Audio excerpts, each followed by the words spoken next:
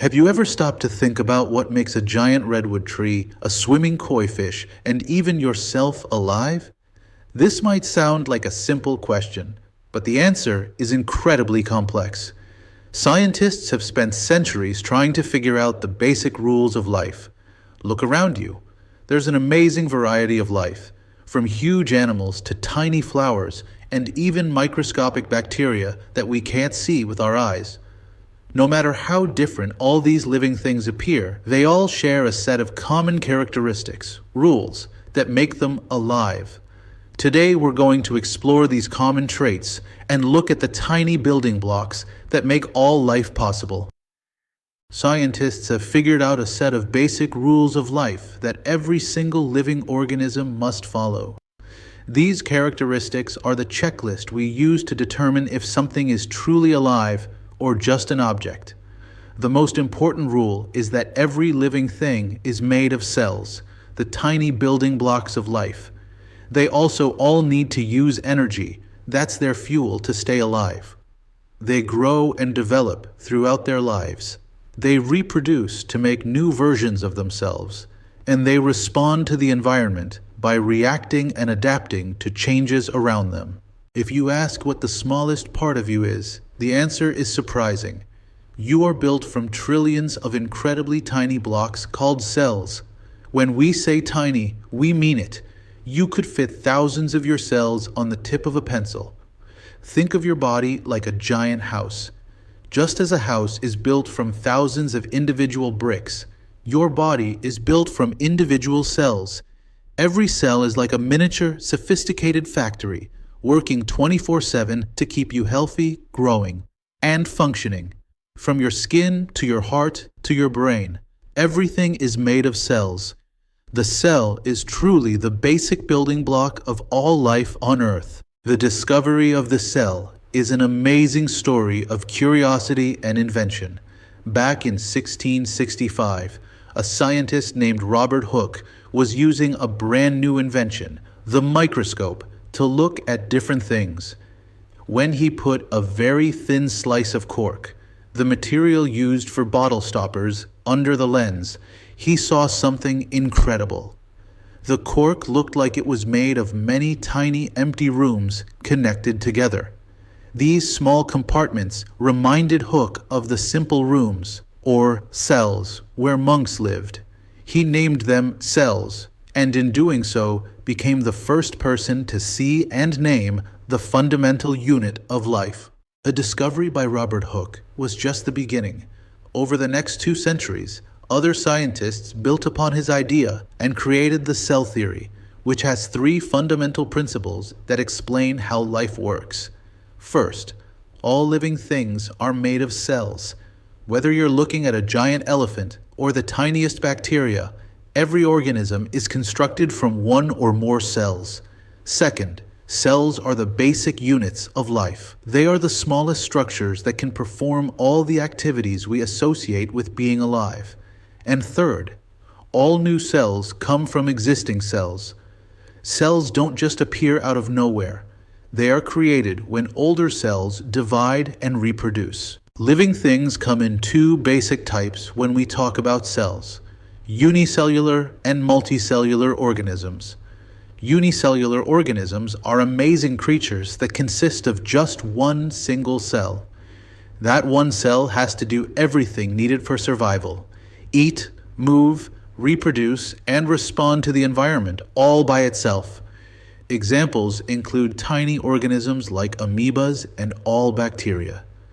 On the flip side, multicellular organisms, like you and the cat in the picture, are made of many cells all working together as a team. In these organisms, each cell has a specialized job, cooperating to keep the whole being healthy and alive. Imagine being a unicellular organism. You'd be like a 1-person army. That single cell has to be responsible for every job necessary for survival. It has to find and digest food, move around, avoid dangers, and even reproduce. Look at the amoeba. It changes its shape to flow around and engulf its food like a microscopic blob. The paramecium is like a microscopic swimming machine, moving around using tiny hair-like structures called cilia. And organisms like yeast help us make bread rise by breaking down sugars and producing gas. These single cells are truly incredibly sophisticated. In multicellular life, the phrase "teamwork makes the dream work" is absolutely true. Instead of one cell doing everything, groups of cells specialize in different jobs, like how different people have different careers in a city. This is how simple cells build up to a complex organism. First, we have cells, the individual building blocks. Then, groups of similar cells working together form tissues. Different tissues then combine to form specialized organs, like your heart or brain. Multiple organs then work as a coordinated team to form an organ system, like your digestive system. And finally, all the organ systems together make up the complete living organism. That's you. The cells we've been talking about are far too small for our eyes to see. They're usually about 1,000th the width of a human hair. That's why we need a special tool, the microscope. A microscope is like a super-powered magnifying glass that can make tiny objects appear hundreds or even thousands of times larger than they really are. This allows us to peer into the hidden world of cells and discover the incredible structures that make life possible. The microscope is one of the most important scientific instruments ever invented. Without it, we would never have discovered cells, bacteria, or understood how diseases spread. Using a microscope is a skill, but you can become a pro by following a few rules. The most important rule is to start with the lowest power objective lens. This is the smallest magnification, and it helps you get a general overall view of your specimen before you zoom in. Next, focus carefully. Use the coarse adjustment knob for a rough focus, then switch to the fine adjustment knob to get that crystal clear detail. Finally, microscopes are precision instruments, so always carry them with two hands, one hand on the arm and one on the base, to avoid accidental damage. To look at something under a microscope, you have to prepare it on a glass slide. This process is called making a wet mount, and it's the most common way to prepare specimens. The first step is simply to start with a clean slide and place a single drop of water in the center. Then, carefully place your sample into the water drop. The water helps keep the specimen hydrated and makes the image clearer. The trickiest part is applying the cover slip. You hold it at a 45-degree angle and slowly lower it down over the water. This prevents bubbles from getting trapped, which can ruin your view. It's time for our first hands-on investigation. We're going to look at one of the best specimens for observing plant cell structure, onion cells.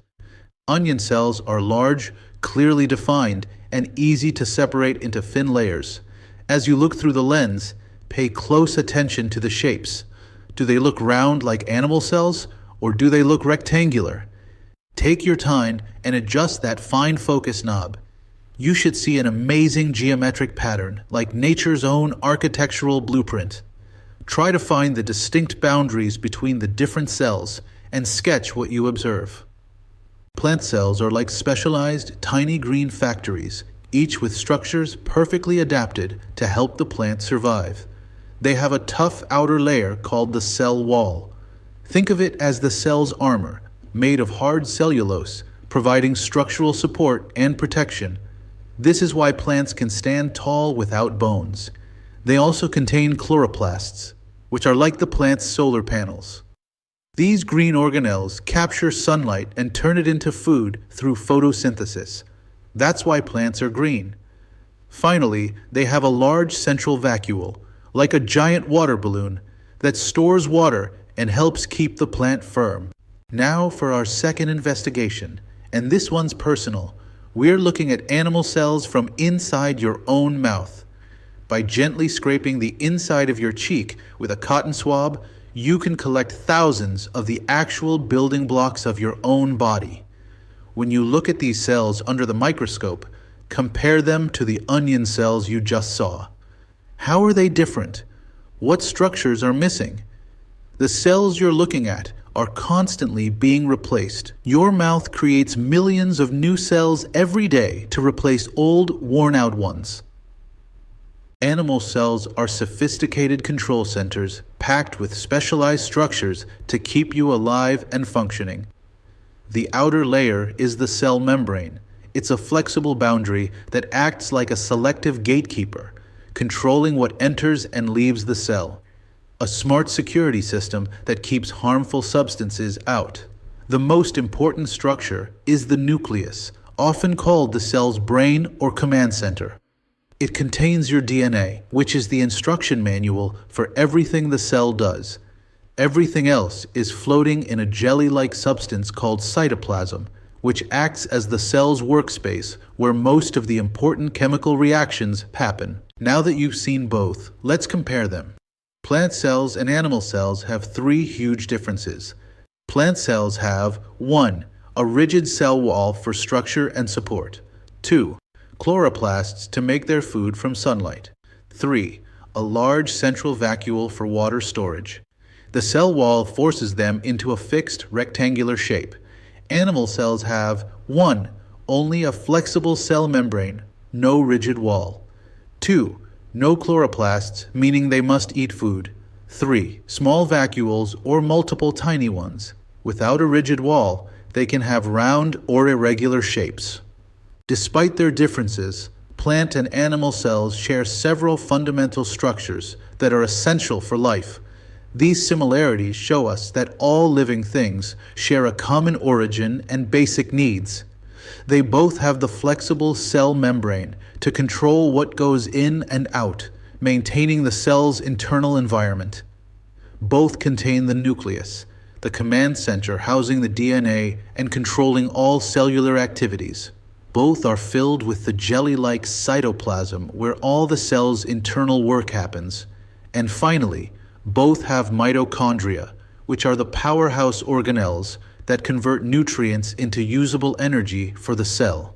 Understanding cells is about much more than passing a biology test. It's about understanding the very foundation of your health and existence. Every single thing that happens in your body, from breathing to thinking to healing a cut, occurs because of cellular activities. Cells are literally carrying out the life processes that keep you alive every second. When doctors understand how cells work, they can better diagnose and treat diseases, because many illnesses actually start with problems at the cellular level. Knowing how cells function also helps you make better choices about nutrition and exercise that keep your trillions of cells working efficiently throughout your life. Let's trace our journey back from the microscopic world to the incredible, complex organism that is you. We saw how cells, trillions of individual units, are the fundamental building blocks. These cells organize into tissues, like muscle and nerve tissue. Tissues then combine to form specialized organs, such as your heart, lungs, and brain. Organs work together in organ systems, like your circulatory and digestive systems. And finally, all those systems come together to create the amazing, complex organism that is you. You are literally a walking, talking, thinking community of trillions of cells, all cooperating to make you possible. Congratulations! You've completed an incredible journey into the microscopic world that makes all life possible. We learned that cells are the universal building blocks, that everything alive is made of them. We used the microscope to see this invisible world and explore the structures of life. We also discovered the key differences between plant and animal cells, seeing how each is perfectly adapted to its unique role. Remember, you are an amazing community of cells. Every day, your trillions of cells work together in perfect harmony to keep you healthy, growing, and learning. The next time you look in the mirror, remember, you're looking at one of the most complex and amazing cellular communities in the universe.